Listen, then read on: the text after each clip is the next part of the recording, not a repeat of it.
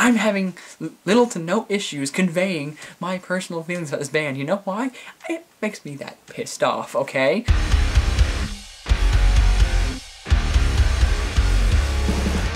What's up, everybody? I'm Finn McKenty. This is the Punk Rock MBA, and welcome back to my Most Hated Band series. As you can probably guess from the title, in this series, I look at bands that, well, people hate a lot, and I try to figure out why people hate the band so much, and also what you can learn from it. Because anytime people feel this strongly about anything, I think there's something to learn from like a marketing and consumer psychology kind of perspective. Today, we're back with 3 more bands: Five Finger Death Punch, Design the Skyline, and Millionaires. But before we get into it, I want to thank NordVPN for sponsoring this video.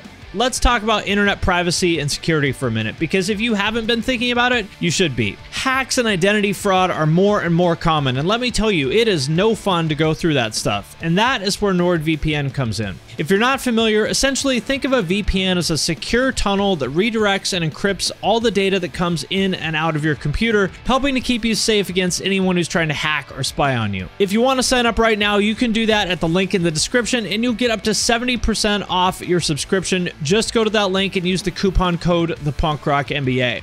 But let's get specific for a minute. Why would you want a VPN? Well, for one, if you work off public Wi-Fi a lot, like I do at Starbucks, hotels, airports, stuff like that, and you want to keep all your data safe. Or maybe you're one of the many people that just doesn't like getting tracked by Google, Facebook, and other advertisers. And best of all, NordVPN lets you connect up to 6 devices with 1 subscription. So your laptop, your desktop gaming PC, your phone, your iPad, maybe a console, all that is going to be covered for one price. If you want to sign up, just hit the link in the description or head to nordvpn.org/thepunkrockmba and use coupon code ThePunkRockMBA. And with that out of the way, let's get into it. Oh boy. The subject of today's rant is Five Finger Death Punch. If you've watched any of my other videos, or maybe you follow me on Instagram, you may have heard me use terms like red state rock festivals or military wife metal, and you wondered what I was talking about. And, well, those terms describe no band better than Five Finger Death Punch. And if you've never heard them before, they sound like, how should I put it? They sound like a guy named Kyle chugging one of those extra large monsters, driving with his foot on the gas pedal of a lifted Ford F-150 with this big sticker in the back window of a skull, giving you the middle finger. Or at least that's what they sound like to me. You be the judge. Did you hear the one about me being a punk? Did you hear the one about me being a drum? And to some extent, I get why people make fun of them, because, I mean, like, look at this video. It's like a scene from The Expendables.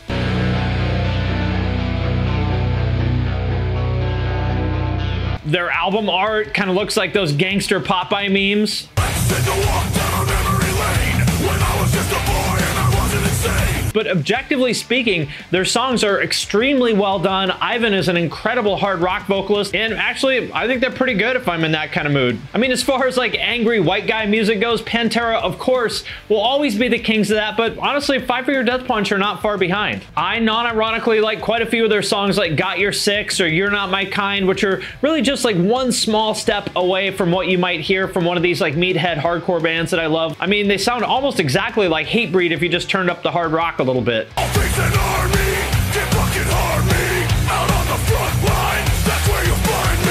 And so I get why people find this band kind of goofy. I get why they don't like it. You know, if you're not into like angry white guy music, then obviously this is not going to be your thing. But people really, really, really hate this band. They call it bro rock, Chad metal, army metal. Like, if you've seen any of these sites, I don't think they've ever said a single nice thing about Five Finger Death Punch, ever. But why do they get so much intense hate? I think it goes beyond just disliking their music. I think this comment really gets to the heart of the matter. I'll try my best to be unbiased. Five Finger Death Punch is a metal band that tends to appeal to a lower class, sort of redneck crowd.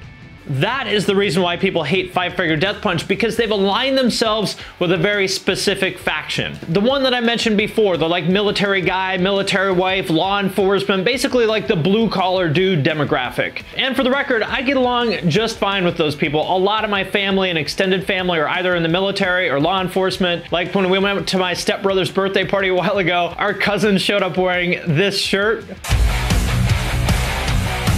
I have absolutely no problem with those people, but in the eyes of the metal establishment, they are the enemy. I mean, think about who runs the metal media, right? It's these craft beer, beard type guys that live in Brooklyn or Silver Lake. And can you think of anything that those people would hate more than a bunch of soldiers in Dayton, Ohio, chugging monsters and rocking out to Five Finger Death Punch in their fatigues? Total culture clash, right? It's like fans of rival sports teams fighting in the stands at a game.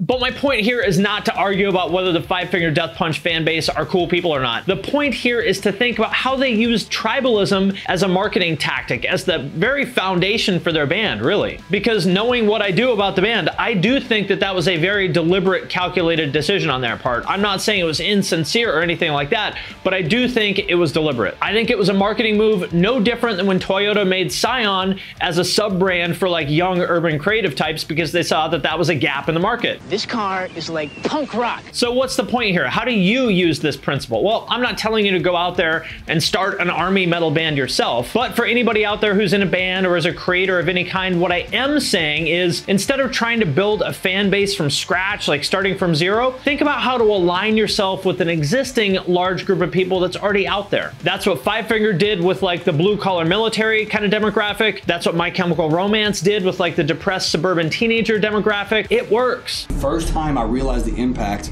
of Five Finger Death Punch on the military, I saw a picture of two tanks.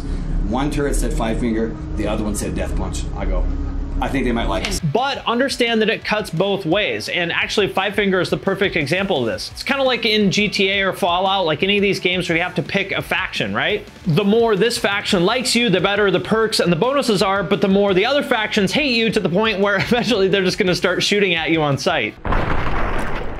But you know what? I say just fucking go for it. Pick your faction, double down on that, and let the chips fall where they may. Yes, some people are gonna hate you, but other people are gonna love you. And as they say, it's very true, if you try to please everybody, you'll end up pleasing nobody. And next up, Design the Skyline. What about the band Design the Skyline? Let me tell you something about these guys. This is the worst shit you will ever hear in your entire life. This is a band that I actually feel kind of bad for because they're a great example of how making the wrong first impression can kind of just permanently destroy your band's career. So what happened? What am I talking about? Well, back in 2011, as some of you guys will remember, Victory Records announced that they had signed the band and put out this promo video.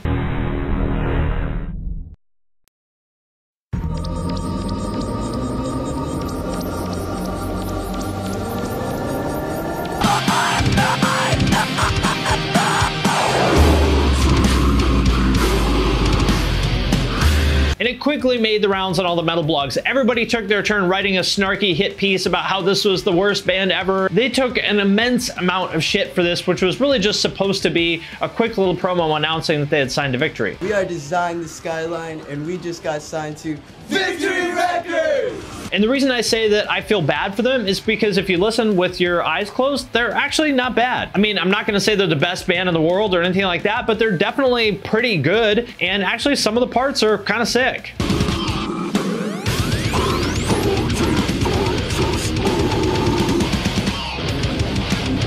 I'm personally not into that like skronky, weird, discordant kind of stuff, but I think if they had played their cards a little bit differently, I think they could have gotten some real traction with the kind of people who are into like Horse the Band and I Wrestled a Bear Once and Tony Danza, like all that kind of stuff. But unfortunately, I think this promo video kind of sank their career before it started. So what exactly did they do wrong? For one, I think they took the scene thing way too far. The singer with the stretched ears and the like straightened hair, he kind of looks like one of those creatures from the Dark Crystal. And they had the scene names like Johnny Reckless. They were probably supposed to sound like cool and larger than life, but kind of just came off as like awkward, cringy middle schooler MySpace names. I also remember a lot of people hating on them for having the neon strings on their guitars, which seems like kind of an odd thing to be that upset about, but hey, that's the internet for you, right? And musically, I think they kind of shot themselves in the foot by including that like really bad auto-tune part. The chuggy, grindy parts are actually pretty cool, but then when the Dark Crystal guy comes in and does the auto-tune vocals, like, not good. So what's the lesson to be learned here? Well, you've heard me say in other videos that it's all about standing out from the crowd, doing something different, and fuck it if people don't like it. And I still stand by that. Attack Attack, Bring Me the Horizon, Asking Alexandria. I mean, there's tons of bands that successfully followed that formula, but there is such a thing as going too far and ending up just kind of becoming a laughingstock, which is what happened to them, unfortunately. Honestly, I think part of it was just bad timing. Remember, this came out in 2011, which was at the very tail end of the Scene thing. I think if this came out in 2007, it could have been a totally different story. I think the Scene kids of 2007 would have eaten this shit up. And by the way, just to be clear, I'm not trying to like make fun of them or rub their faces in it or anything like that. It kind of sucks that almost 10 years later, there's still so many people that remember this video. Like, I asked on my community page what bands I should include in this video, and like dozens and dozens of people mentioned Design the Skyline. That's how many people remember this video that's almost a decade old. I'm having little to no issues conveying my personal feelings about this band. You know why? It makes me that pissed off, okay? This band is shit. That's gotta suck. It's probably like going to your 20th high school reunion and thinking that everybody forgot about that time that you farted in history class, but then everybody you talk to is like, oh dude, remember that time you ripped one in Mrs. Johnson's class? And you're like, cool, it's been 20 years and I'm still the fart guy. Dude, no, this is serious. I just farted. I don't know what that means. I tried to fart and a little shit came out. So with that in mind, I do want to cut them a break and mention that their later albums are actually pretty good. So if you're into that kind of like grindy, discordant, weird, skronky sort of stuff, check them out. I think they might actually still be a band too, but I could be wrong about that. What lies beyond the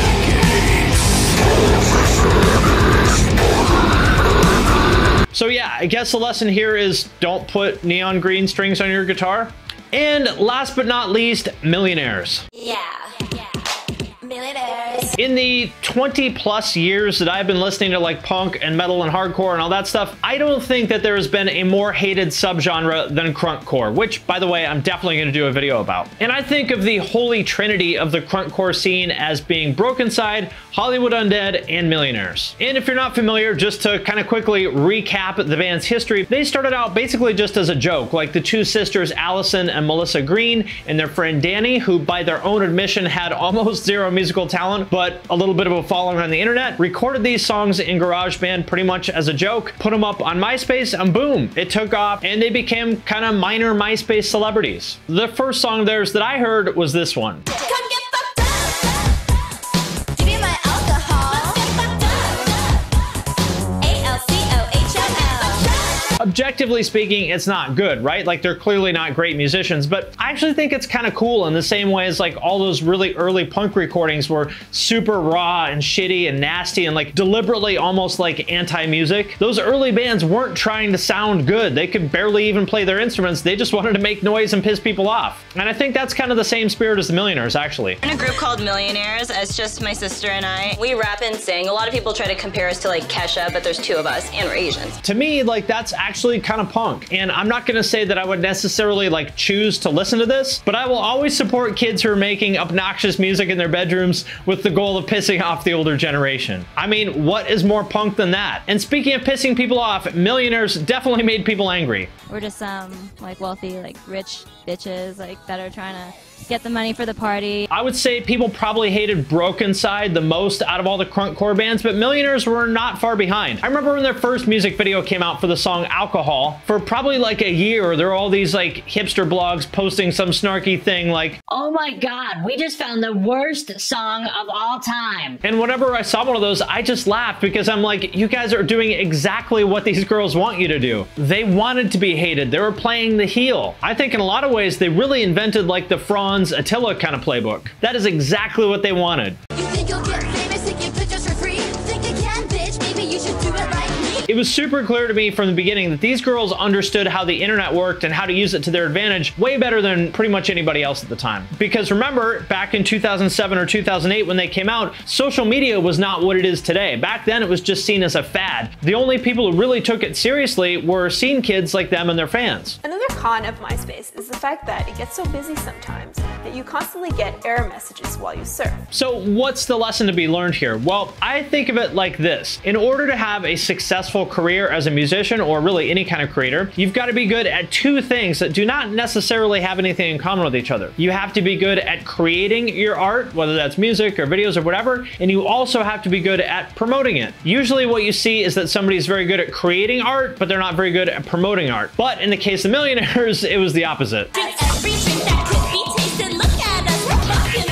They obviously weren't great at making music. They like literally bragged about how talentless they were, which I think is kind of cool. But they were great at promoting themselves on the internet, and honestly, I think they deserve a little bit of credit for being ahead of the curve in that regard. And for a long time, I thought I was the only person who saw this, but I'm happy to say that it seems like they are getting a little bit of the credit that they deserve. I came across this article a couple months ago, which I think might be overstating things a little bit. Like, I'm not sure Kesha owes her career to the Millionaires, but I do think that the overall point of the article is true. They really were ahead of the curve in terms of making the kind of music that people like Kesha and Iggy Azalea and Cardi B would go on to make, that like raunchy party girl pop kind of thing. And also in terms of the whole like acting like an obnoxious asshole on social media thing to get attention and kickstart a music career. So they ended up putting out a bunch of singles, a couple EPs, a full-length album, but they really never got any serious traction on their musical career. And I think the reasons why are pretty obvious. Mostly that they're just not very good at making music, but I think also they never took it that seriously. I think they're more interested in getting attention than they are making music. We got 5 boys each, hope you know me.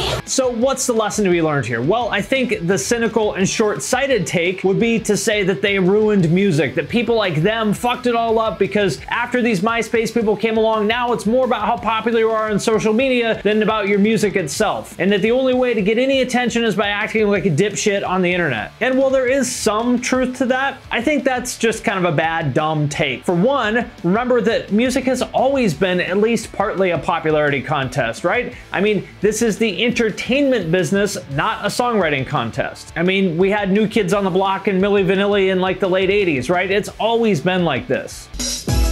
And second, I don't think it gives Millionaires enough credit for what they actually did. They weren't just being obnoxious. What they did is paint a picture of themselves as personalities living this aspirational lifestyle that their fans dreamed of. Because remember who their fans were. Like, this was not music for adults. Their fans were like 13-year-old MySpace scene girls that wanted to look seen as fuck and have giant hair with a bow in it like Melissa. Borrow your bow? Of course, I've got a whole box.